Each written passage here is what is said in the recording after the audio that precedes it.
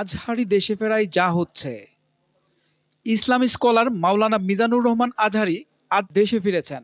আজ ২রা অক্টোবর সন্ধ্যা ৬টা ৩২ মিনিটে তিনি এ বিষয়ে একটি স্ট্যাটাস দেন ফেসবুকে। মুহূর্তেই পোস্টটি ভাইরাল হয়ে যায়। মাওলানা মিজানুর রহমান আজহারী ৪.৫ বছর পর দেশে ফিরেছেন।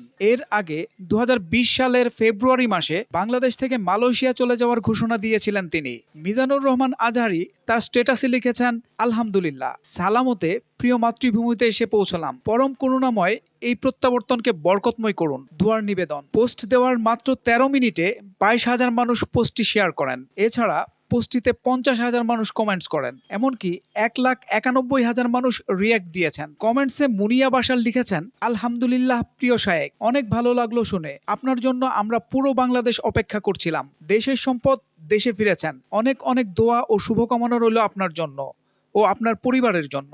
হুজুর, দোয়া করি আপনার অর্জিত ইসলামিক জ্ঞানের আলো পুরো দেশবাসীর জীবনের ওপর প্রভাবিত হোক। সামিরা সুলতানা পরি লিখেছেন, আলহামদুলিল্লাহ, আল্লাহ আপনার ভালো করুক। আল্লাহ যেন আপনাকে সবসময় সুস্থ রাখেন, এই দোয়া করি।